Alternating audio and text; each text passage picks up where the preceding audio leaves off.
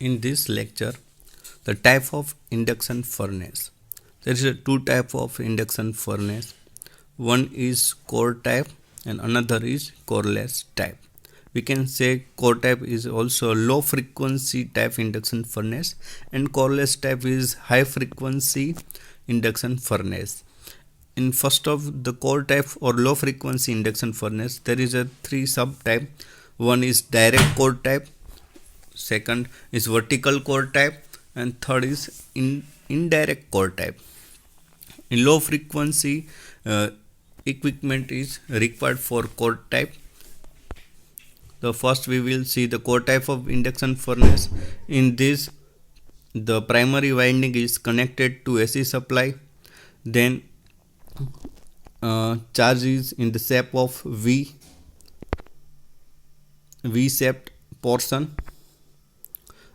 The core is iron core. So this is the figure of direct core type induction furnace.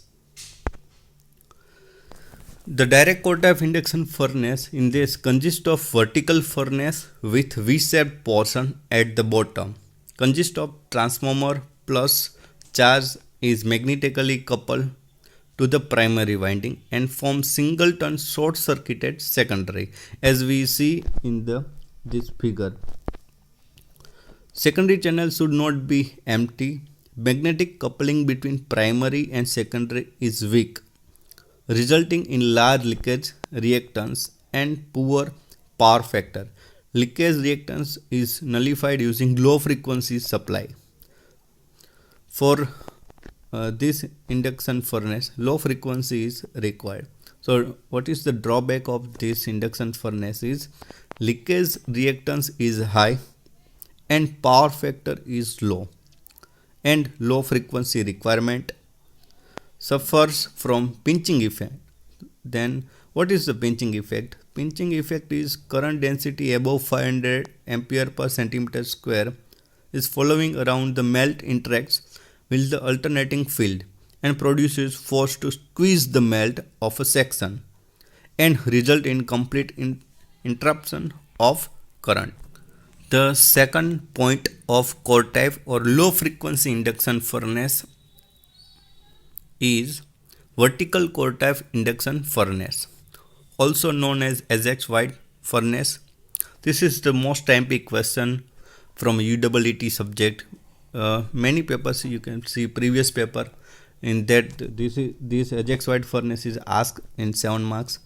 So vertical crucible is used for the charge. Bottom is usually V-shaped or U-shaped.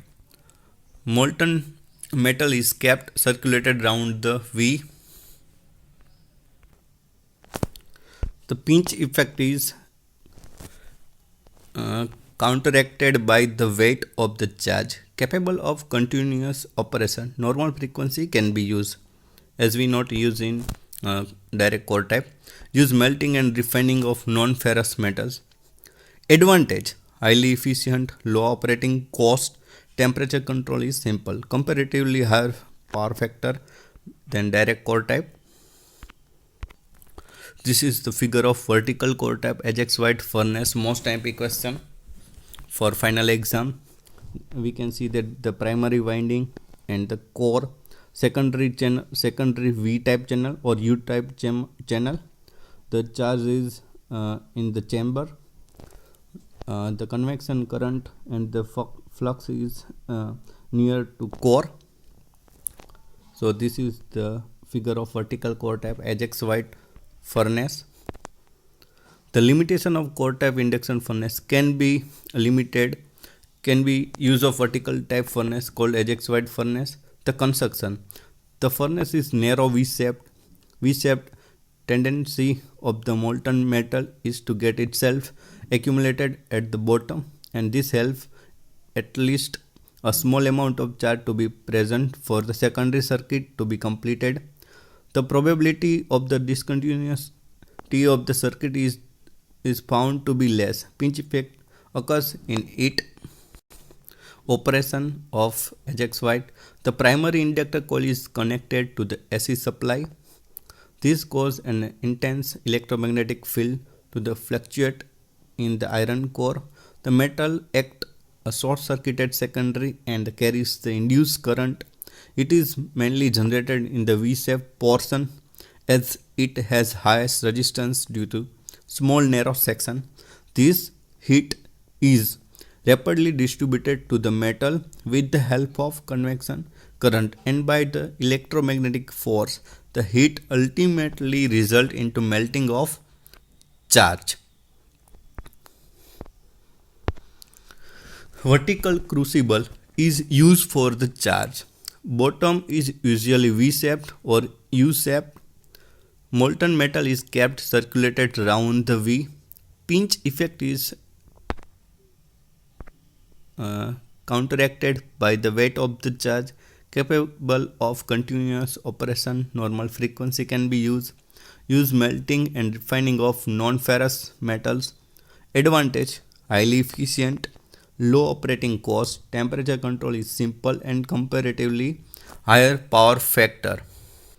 The third type low frequency induction furnace is direct core type induction furnace. Charge is heated indirectly, but in direct core tap and vertical core tap is directly charge heated, but in this case charge is heated indirectly. A metal container forms the secondary of the transformer. Container is heated up by transformer action. Temperature control is done using different material for the detachable bar. Power factor is comparatively poor in this case of indirect core type induction furnace. We studied core type low frequency induction furnace, direct core type, then Ajax White vertical core type, and indirect core type. Now the main part of induction furnace, second portion is coreless type or high frequency induction furnace. This is the figure of coreless type induction furnace. The crucible is used in this.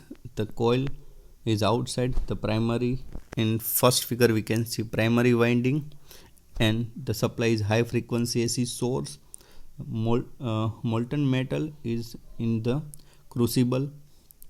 Body of furnace, the flux is generated from the both primary windings, and eddy current induced in the crucible or melt.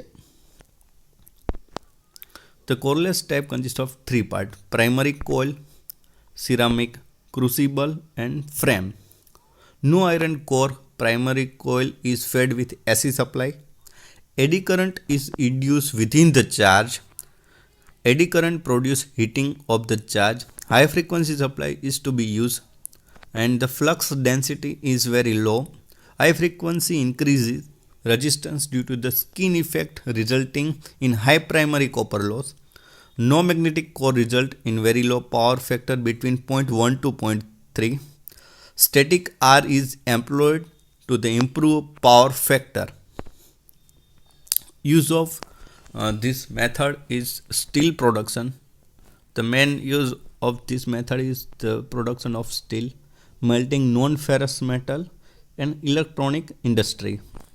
Advantage of coreless type induction furnace is simple method to control. Semi-skilled labor can be handled.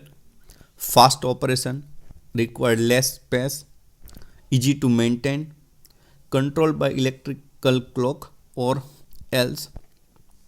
No oxidation can be used intermediately low cost operation, economical, precise control of power, and low melting. Requirement of good electrode material. Material must have following properties: it should be good conductor of electricity, it should have high resistance to thermal shocks, it should have sufficient mechanical strength, so it will be not belt, it should have low thermal conductivity, it should be insulable in the charge, low medium temperature up to the temperature of 1150 degree Celsius, alloy of nickel and chromium, nickel is 80% and chrome is 20%. Alloy of nickel, chromium and iron, nickel is 65%, chromium is 15%, and the ferrous is 20%. High temperature more than 1150 degrees Celsius. Silicon carbide, molybdenum, tungsten, graphite is used for that. Thank you for this lecture. I wish you will get the knowledge of induction furnace.